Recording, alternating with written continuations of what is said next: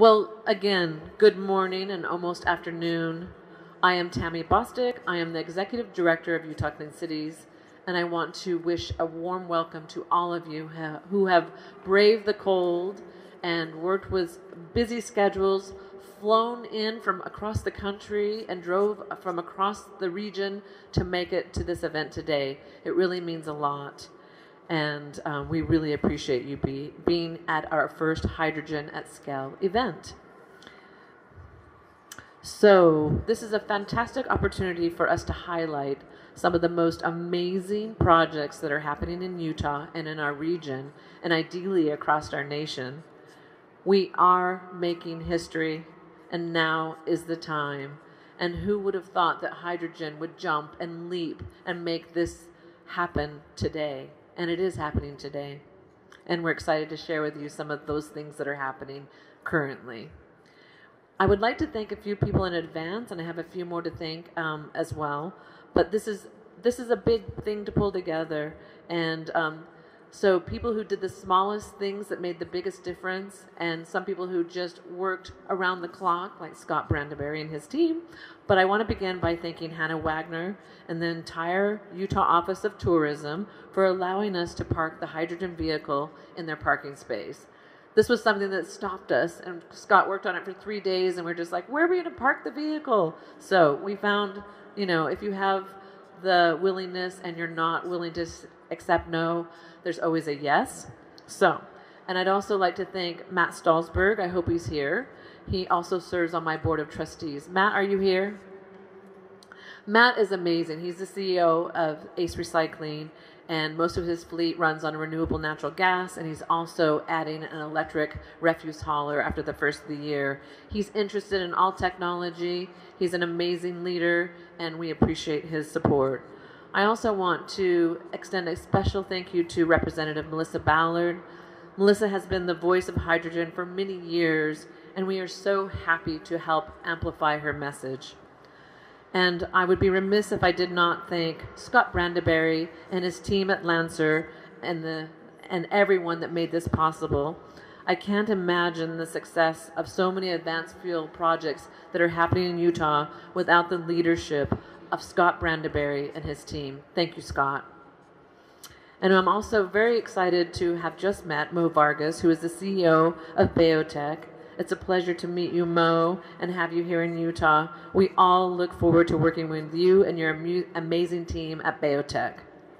I also want to thank my team at Utah Clean Cities. They've worked so hard and fast and made a lot of things happen for today as well. And all of you who are collectively here as leaders and colleagues, as representatives, as legislators across the state. I want to thank Dory Peters with Big Navajo Energy, Roxana Becca Mahamadi, Western States Hydrogen Alliance, Sarah Hunt with the Rainey Center, Bob Mount with Renewable Innovations, and representatives from Southwest Oil and Gas.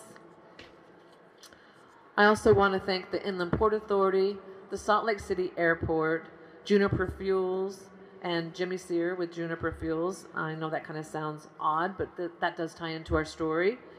And Hanwas Sumaran with Tony Rivera, the U.S. Air Force, and Summit Energy. Just to name a few, and I know I've missed a few folks, but again, when I look around the room, I see so many friends and so much leadership. So thank you all for being here. Hydrogen at Scale in Utah is a turning point for Utah's energy sector by highlighting various renewable energy hydrogen-related projects. Our statewide partnerships are truly leading the way to implementing clean transportation options that make sense for both urban and rural communities. And I know you may scratch your head and say, rural communities? Yeah, rural communities. This is how we're transitioning our energy sector that currently exists in the United States to a clean energy sector, and we're using resources that we currently have statewide, and this is a big part of what we do. We're excited to be part of the opportunity to highlight the innovation and high-profile projects currently energizing our state and region. Utah Clean Cities, which I'm very happy to be at the helm of, and Lancer Energy and our close working network of energy sector partners in clean air advocacy, we are all focusing on the advanced fuels and energy options to propel Utah into the future of clean transportation and low emissions, zero emissions. I want to share a small project with you, and then I'll move on really quickly because I mentioned Juniper Fuels. I'm involved with a lot of rural projects that are very essential to the success of all of our work. Utah Clean Cities and Lancer Energy are just beginning to work with some of our partners in one of the most innovative transportation projects in Utah, and it's in southern Utah, and it's in a little gateway community called Kanab, which is the gateway community of the East Zion Park. They are woefully in need of a new water waste treatment project, and so we said, hey, what about capturing your methane on your water waste treatment, turning it into hydrogen, turning it into renewable natural gas, and electricity, and they're all ears. And so we met with them, and we'll meet with them again on the 29th to look at our options.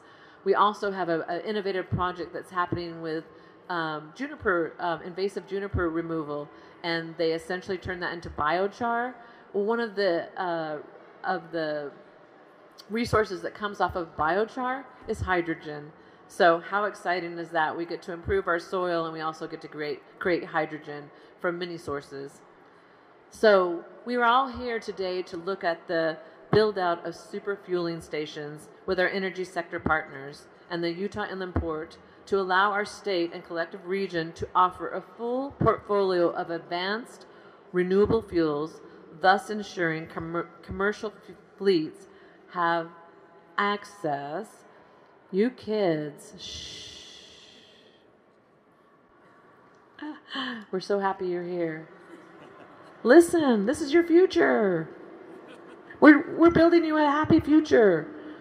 So, we are excited to be building out super fueling stations with our energy sector partners to offer a fuel portfolio of advanced renewable fuels, thus ensuring commercial fleets have access to clean fuels beyond our California ports and borders, across the West, in our state, and ideally across our nation. Utah is positioned, because we are the crossroads of the West, to make that happen